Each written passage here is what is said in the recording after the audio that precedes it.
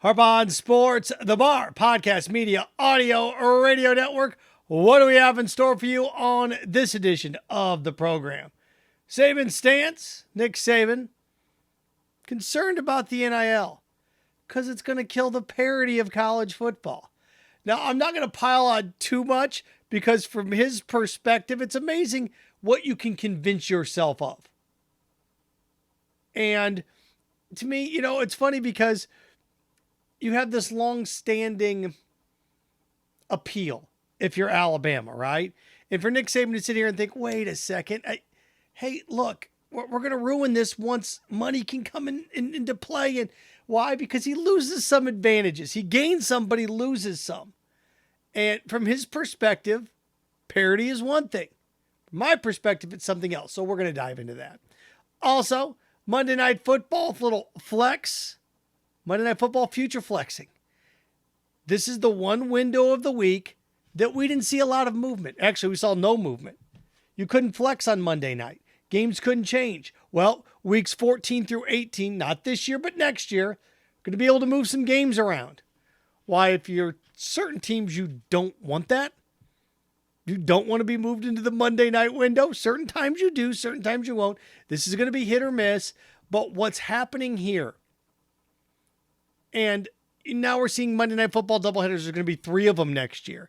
You are seeing the opening of another window into the National Football League. So we're going to look at that.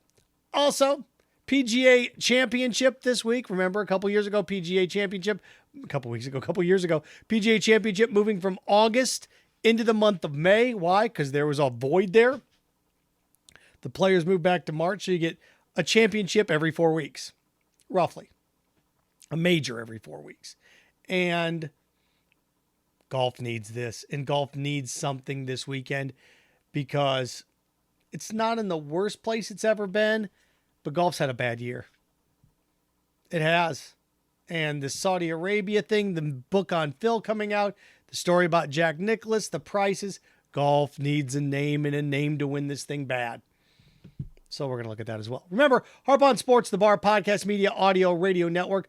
Follow, share, like, subscribe at Harp on Sports on Twitter, Instagram. Harp on Sports, the Facebook page. Harp on Sports, the YouTube channel. Podcast, Spotify, Buzzsprout, and Apple Podcasts.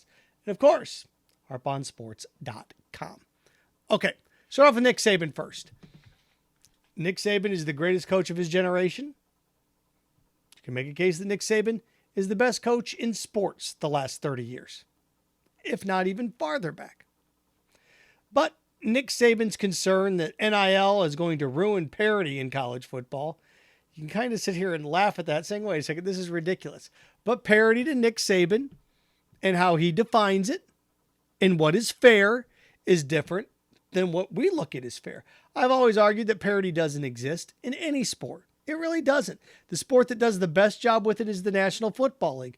But look, if you're a marquee free agent, think how much more expensive it costs to live in San Francisco or live in New York than it does to live in, let's say, Buffalo or Jacksonville or Indianapolis, Cincinnati. Cost of living different. It is. Think about what $3 million will get you in Detroit as opposed to what $3 million will get you in Seattle. Cost of living is just different. Think about what a $3 million contract, even though there's no state tax in Miami does, as opposed to $3 million in Chicago. It's a different world. So parity it's not pure. It's not across the board. But Nick Saban's understanding of parity is everybody gets the same amount of scholarships. Okay, what about financial parity? Well, under Nick Saban, both teams are allowed 11 players on the field at the same time. It's fair. You have the same number of scholarships, well, then we're allowed to pay guys different amounts of money. Well, that's not fair. Well, Nick Saban's got more assistant coaches than any other team in college football. Is that fair? What you do is you take one term, and this is what he's done here, and he's been able to create an ethos or a discussion around this term like, hey, look, we're killing college football with parity. We used to have the same number of scholarships, and that's what parity meant. Well, okay. Notice he didn't say equal. He said parity. Well, parity. Well, to me, parity is an even playing field. Alabama's got a barber shop and a video game arcade and a fountain. It'd be funny and it'd be interesting if you asked Nick Saban, you think parity is being lost in college football? Would you prefer a cap then on coaches' salaries? A limit. Would you prefer a cap on how much you can spend on recruiting? Would you prefer a cap, parity, on how many 5-stars you can have? See? Look, you still have the same number of players that you could have, right? You still have the same number of scholarships, but you can pay these guys. Now, it's just funny that coaches' salaries, you can pay whatever you want. These NIL deals are going to kill parity in college football. No, not exactly. Not for him, from his perspective. I get what he's saying, but it's tough. It's tough to sit there and see all this success and all this wealth and everything that they've done there and how much money they've generated. And for the people at the top to preach parity, it's tough. It's tough. In salary cap driven leagues, parity is something that I think is more feasible. But for what good old St. Nick's shoveling here, it's not going to work. Nobody's going to fall for it. But again, it depends on how you define parity. Again, you can sit there and say, well, hey, look. And we saw this, was it not this draft, but the last draft, when you had NFL rookies coming in and they get their contracts. And was it San Francisco? That what they're able to afford, and it sounds crazy, but what they're able to afford, like on $600,000 a year, as opposed to what $600,000 contracts can afford you in other areas of the country.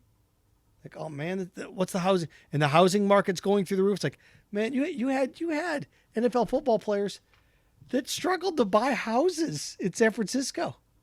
So see, I'm getting into the NFL thing, but parity's different, right?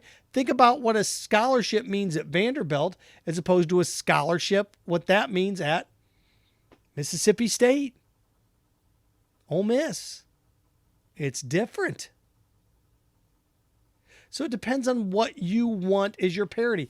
You notice he didn't talk about financial parity. And that's what we talk about in the NFL, right? Salary caps and money and how much you can pay on certain things.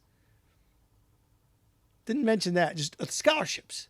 That'd be like the NFL coming out and saying, oh, if we get rid of the salary cap, a parity, we each can have the same amount of 53 men on our roster. It's the same. Well, how much can you pay those 53 men? So Nick Saban wants parity. Parity, like he defines it one way. To me, I've sat here and said, okay, Nick Saban wants parity. We all are offered the same amount of scholarships. Well, okay, but what about financial parity? What about that parity that you get when you get that $40+ million check from the SEC network and television contracts, as opposed to the Big 12 that makes less than you, as opposed to the ACC that makes less than you? That cool? Is that parity? Financial parity. I hope somebody asks him that question. I do. Hope somebody gets that to him one way or another. And again, you can pick and choose what you want. And he's picking and choosing this arbitrary number. It'd be like me coming out and saying, hey, I'm an American citizen. I meet the age requirement. I can run for president just like anybody else can run for president.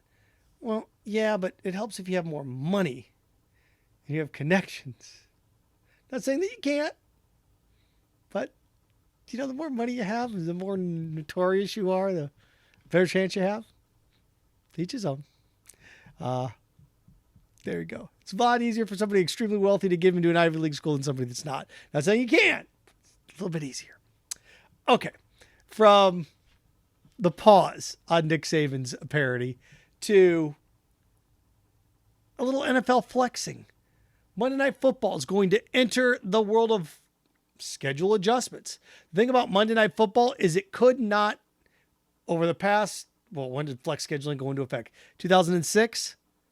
For the past 16 years, the NFL did not allow Monday Night Football to flex their games. Sunday you could. Once you got into December, games could start to be moved around a bit. I get it, because some teams aren't as good as you thought they were going to be. It makes sense. Well, Monday Night Football now, not this year, but next year, will be allowed to grab some games and move them into Monday night. Now, this is hit or miss.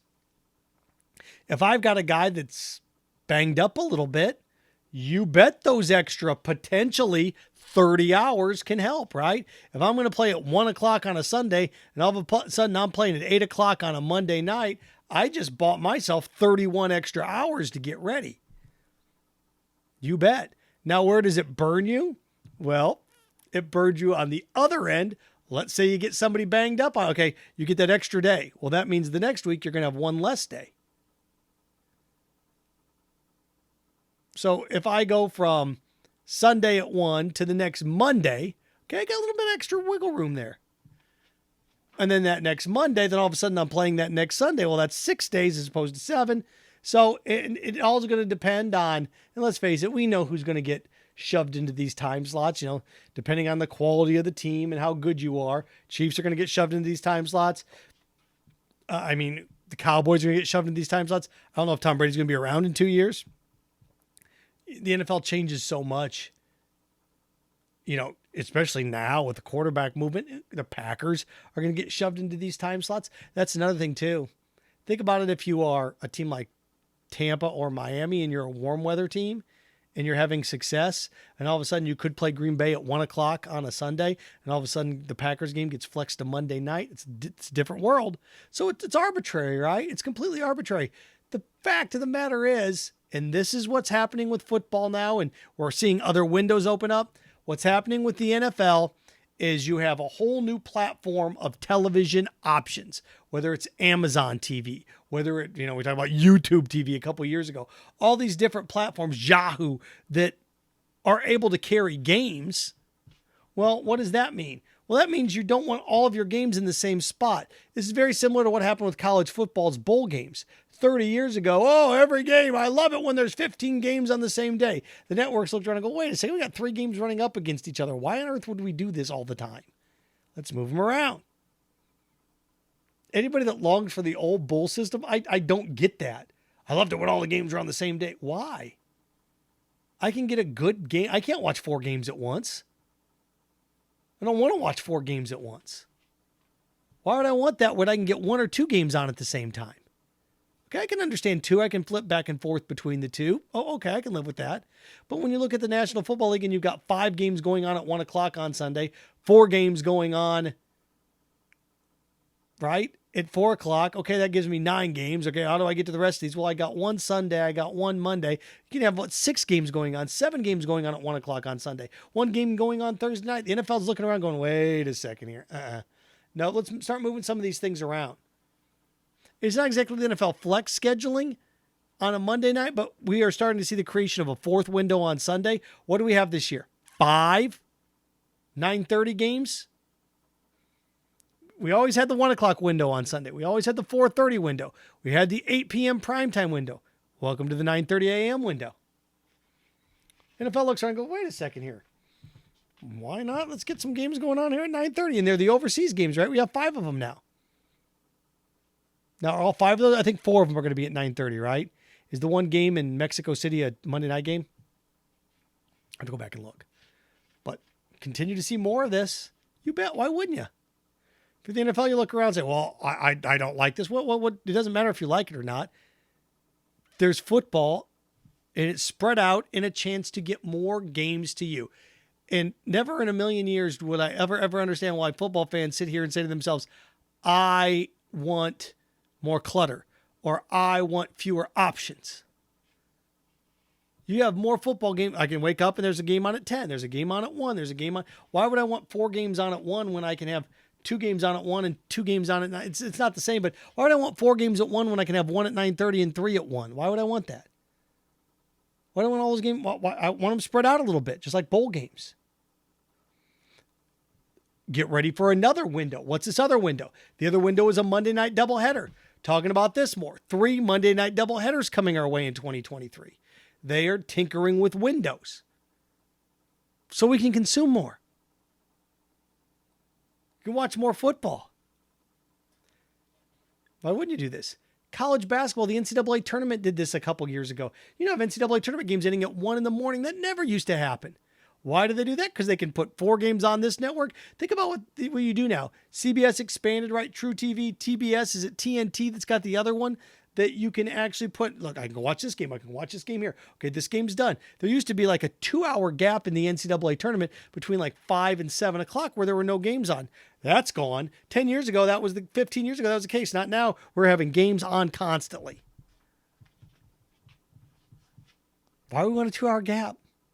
Why do we want to do that? Just keep them on constantly.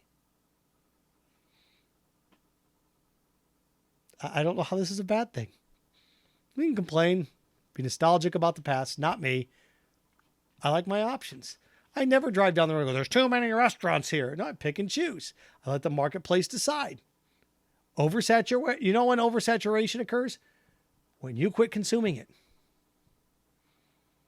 When you quit consuming it. There's a reason why all these Star Wars, that's why you have the Book of Boba Fett, and Obi-Wan, and what people have said is, I don't want any more of the Star Wars regular canon saga going forward. I want more backstory. I want more new stuff based on my old characters. It's what you've said, so that's what you get. You know? We're going to have Top Gun Maverick. Why? Because we keep consuming these things. So, get ready.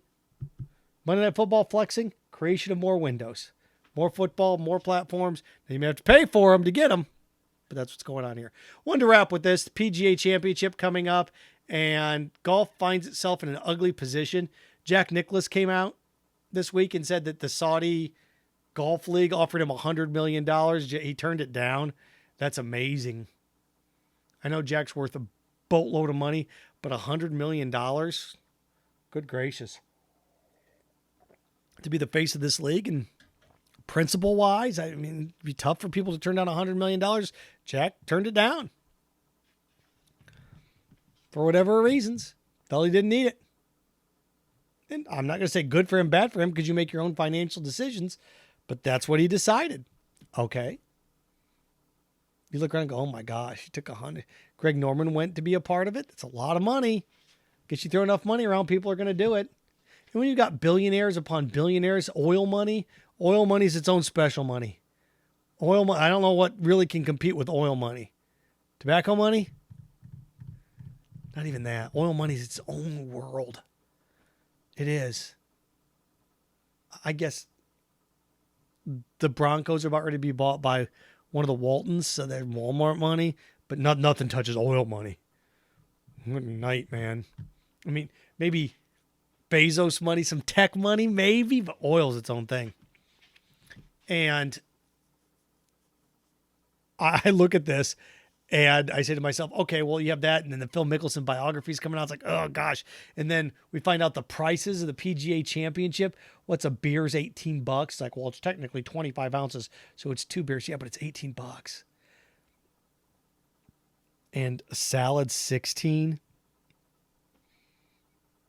Seltzer's 19. So I understand prices have gone up. Inflation's bad. But now you could spin this for inflation hitting. We already knew prices were ridiculous when you go to these things. And you expect more money. You do. You expect money. You expect a cost to go up. To give you an idea, what's at $7 at a Gator game for a 12-ounce beer? So you're looking at $14 for 2 beers. $19, $18 for a beer. And then you're getting things like those little mini bags of chips for $3. It's like, oh gosh, you get so what you have here is now you have golfers tweeting out like, boy, good thing I don't drink a lot, or good thing I'm not hungry. When you have millionaires that are going, yikes, it's a little expensive, gouging their fans. Now you sit there and say golf fans are wealthier. Okay. Now's not the time to gouge your fans. Think about the goodwill you'd have done if you'd have come out and golf's got, you got enough money. Imagine if you're the PGA and you came out and said, we understand times are tough for people. We're going to charge $8 a beer. We understand times are tough. You still make a ton of money. We understand times are tough for people. We're going to charge, I saw a hamburger's $14. Imagine if you came out and said, of all these tough times, this is what the PGA, we're going to do this. But no, instead you went the other way. Golf needs It's not Tiger Woods isn't going to win this weekend, but golf needs a name to drag some of the attention away from this ugliness that they have, because golf's got this ugly Saudi Arabia cloud. Now, it's not the PGA, but it's still the sport. It has this ugly cloud. And then you have price gouging of the fans. It just, oh my gosh, Phil. And let's face it, without big names, golf's one of these things that, again, you don't have this. You've had small pockets, right? We've talked about this, where a decade ago, Rory was on a great run. Rory faded. Then Jordan Spieth went on a great run. Then Spieth faded. Then here comes who? Here comes banging on all cylinders, Brooks Koepka. And then he has faded the last 2 years. And now we're trying to, but we don't have that guy. We don't. Dustin Johnson's flirted with it, but golf needs, and what golf needs is golf needs something to take away from all this other stuff right now. And, you get another, okay, he's a nice golfer. But with the way the NBA finals are working, and not that the Preakness on Saturday is going to grab and garner that much attention, but boy, golf needs a big name to win this weekend. Because I don't say it's losing momentum, because golf's a niche thing anyway. It's a majors thing anyway. But now it's got this nasty, ominous cloud over it that it really hasn't had. Only publicity for golf lately is bad publicity. Harp On Sports, the Bar, podcast, media, audio, radio network. Follow, share, like, subscribe at Harp On Sports Twitter, at Harp On Sports Instagram, Harp On Sports the Facebook page, Harp On Sports the YouTube channel, Spotify, Buzzsprout, and, of course, Apple Podcast under the Bar. And, of course, harponsports.com. So there you go. Remember, stay clean, stay focused, stay strong. Frankenstein. Have fun with your friends.